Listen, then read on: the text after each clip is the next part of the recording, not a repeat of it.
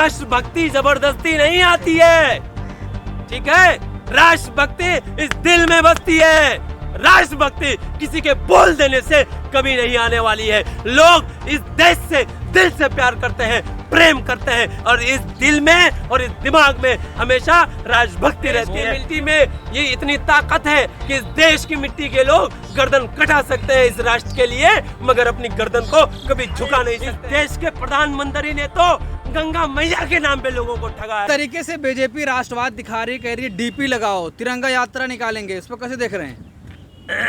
ये देश स्वतंत्रता सेनानियों का देश है। याद रखिएगा कि इस देश के अंदर में डीपी लगा लेने से, या सिर्फ तिरंगा फहरा देने से, या सिर्फ तिरंगा वाली टोपी पहन लेने से कोई देश भक्त नहीं हो सकता है। इस देश के लिए और देश को हमेशा आगे बढ़ाने के लिए इस देश की मिट्टी कुर्बानी मांगती है, और इस देश की मिट्टी हमेशा लोकतंत्र को बर्दाश्त करती है। इस देश में जब जब भी अलोकतांत्रिक तरीके से लोगों ने राष्ट्रवाद को थोपने की कोशिश की, हमेशा इस देश में जो राष्ट्रवाद लोग हैं, जो लोग संविधान की बात करते हैं, और जो लोग इस देश को जो है एकता में अनेकता की बात करते हैं, वो लोग कभी भी इन ऐसी बेतुकी चीज़ों पे भरोसा नहीं करते हैं। आप याद रखिए कि इसी देश के अंदर में मुसलमानों ने इस देश की कुर्बानी में बढ़ चढ़ के हिस्सा लिया, और आज जिस तरीके से बात हो रही है देश में 75वीं वर्षगांठ की या हमारी आज़ादी की, तो आप याद रखिए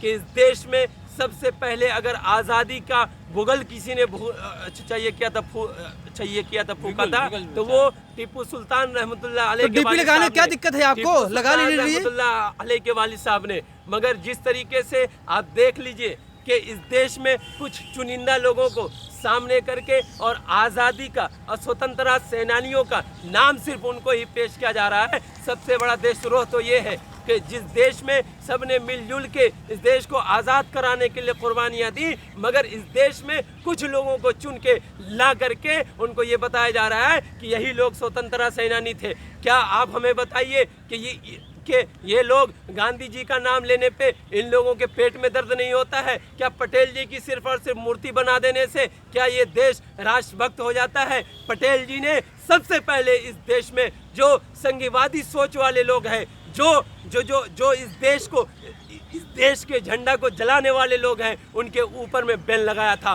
क्या पंडित जवाहरलाल नेहरू को जिस तरीके से ये लोग बदनाम कर रहे हैं, क्या इनको ये याद नहीं है कि पंडित जवाहरलाल नेहरू ने ही इस देश में इन संघीवादी ताकतों को और इन संघियों को एक जो है वक्त देने के लिए और एक मौका देने के लिए पटेल जी के सामने में एक सिफारिश की थी। हमारी बात सुन लिया जाए, ठीक है। उनको सिफारिश की थी कि पटेल जी आप इनके ऊपर में थोड़ा सा रहम कीजिए, मगर जिस तरीके से संघियों ने उस वक्त में भी इस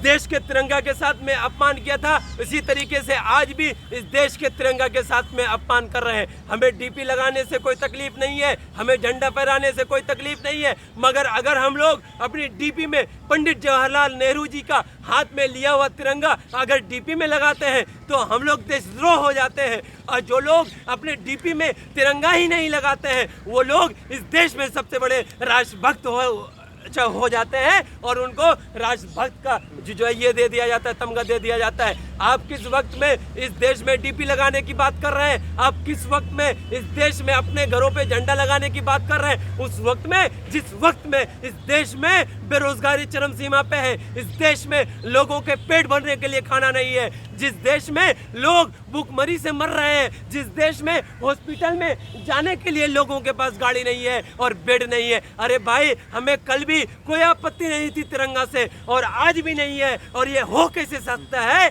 कि किसी भी इस देश के लोगों को और देश से प्रेम करने वाले लोगों को इस देश में झंडा से कोई आपत्ति हो। मगर हाँ, हमें आपत्ति है जो लोग इस तिरंगा झंडे को राजनीतिक इस्तेमाल करना चाहते हैं। हाँ, हमें आपत्ति है जो लोग इस देश के स्वतंत्रता सेनानियों की बेइज्जती करके तिरंगा लगाने की बात करते हैं। हाँ, हमें आपत्ति है कि जो लोग इस देश के तिरंगा को राजनीति के लिए इस्तेमाल करना चाहते हैं। हम ऐसे लोगों का कल भी बायकॉट करते थे, आज भी बायकॉट करते हैं, और हमेशा बाइकआउट। सर अभी आपने कहा कि गांधी और नेहरू ने जिस देश को बनाया, आज़ाद कराया, आज़ादी का योगदान रहा, लेकिन उत्तर प्रदेश के मुख्यमंत्री योगी आदित्यनाथ कहते हैं अगर सावरकर की बात मान ली गई होती तो इस देश का जो तस्वीर है कुछ अलग होता। नहीं, भाई सावरकर की क्या बात मान ली जाती? जिस तरीके से इन संघीवादी लोगों ने और ये सावरकर मानसिकता लोगों ने जिस तरीके से इनकी पूरी टीम ने इस देश की पूरी ये संघीवादी सोच के लोगों ने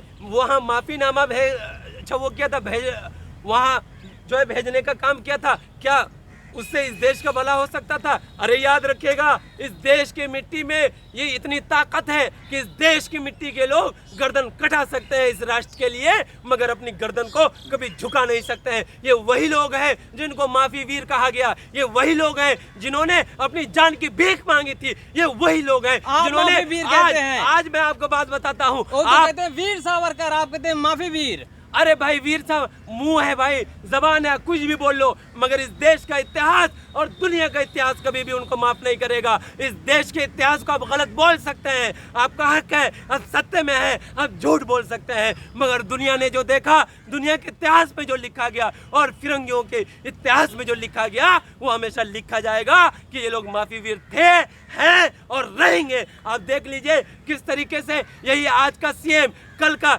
जब ये था लोकसभा का मेंबर था तो वहाँ रो रहा था, ओ हमको तो मारा जा रहा है, हाँ हमारे साथ में बड़ा अन्याय हो रहा है। और आज किस तरीके से जो लोकतांत्रिक तरीके से लोग वहाँ धरना दे रहे हैं, उनके घर को तोड़ने का काम किया जा रहा है। जो नेता हमारे इस लोकतंत्र को बचाने की अपनी आवाज को उठा रहे हैं, उनको मारने की कोशिश की जा रही है, उनके घरों को तोड़ा जा रहा है, उनके घरों पे बुलडोजर जो है ये क्या जा रहा है, चलाया जा रहा है। लेकिन जिस तरीके से बीजेपी कह रही है अगर राशन लेना होगा तो तिरंगा खरीदना पड़ेगा 25 रुपए का, बहुत सारे लोगों को पैसे नहीं है। यही बात इस देश को समझने की जरूरत है कि इस देश के अंदर में राष्ट्रभक्ति जबरदस्ती नहीं आती है, ठीक है?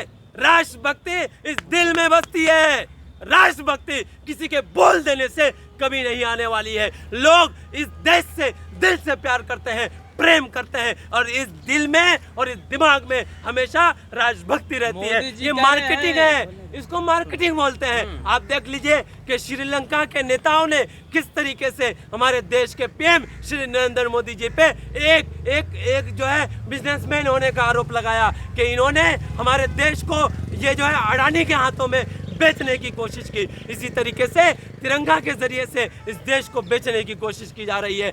कल भी लोग तिरंगा फहराते थे और आज भी फहराते हैं। अरे भाई, हम सरकारी तरीके से नहीं खरीदेंगे, हम दुकान गरीब गुरबा की दुकान से खरीदेंगे, जहां से इन गरीबों का भला होगा, गरीबों को रोजगार मिलेगा। मगर आपने तिरंगा में भी ठेकेबाजी जो है ला करके खड़ा कर दिया, और गरीब और जो लोग बेचारे छोटे मोटे दुकानदार हैं उनके पेट पे लात मारने का काम किया है। जो गरीब कभी माफ नहीं। युवाओं में कह रहे हैं देशभक्ति कम हो गई है, इसे जगाने की जरूरत है। नहीं, क्यों जगाने की जरूरत है? क्योंकि इस देश का युवा रोजगार मांग रहा है, इस देश का जो युवा है वो रोटी मांग रहा है, इस देश का युवा अपने आप पे एक ठगा हुआ महसूस कर रहा है कि जिस नरेंद्र मोदी ने 2019 में कहा था कि 2014 में कहा था कि जब देश का रुपया गिरता है तो देश के प्रधानमंत्री की अस्मिता गिर जाती है, उनकी इज्जत गिर जाती है। और प्रधानमंत्री वॉशरूम में कैसे नहाते हैं, कैसे क्या करते हैं, वो बयान, वो अश्लीलता के हद पार करते थे।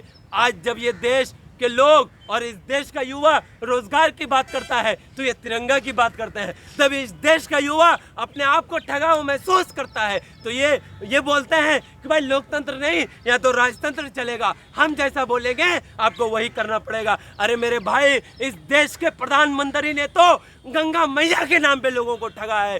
जिस गंगा के नाम पे इस देश में सरकार बनाई गई थी, आज तक सफाई नहीं हुई है, इसका जिम्मेदार लेकिन क्या प्रधानमंत्री मोदी की बात आरएसएस वाले नहीं मानते? डीपी नहीं लगा रहे हो, सब लोग डीपी चेंज कर दिए। तो वही ना बताएंगे अभी। हाँ। सब हम लोग कौन सी बताएंगे? हाँ। हम लोग तो शुरू से बोल रहे हैं कि आरएसएस वालों ने हमेशा से इस देश के लोगों के साथ में गद्दारी की है और इस देश के राष्ट्रभक्त के साथ में हमेशा गद्दारी की है। इस देश के गरीब गुरबा को कुचलने मारने की कोशिश की गई है। आपने कल नहीं देखा कि किस तरीके से ये ट्विटर पे ट्रेंड हुआ कि भाई दलित इस देश में अच्छा हिंदू नहीं है और दलितों का इस देश में कोई योगदान नहीं है? आपने नहीं देखा? तो इनकी विचारधारा तो खुली हुई है, हर इंसान जानता है, देश का बच्चा हो, बूढ़ा हो, जवान हो, सब जानता है।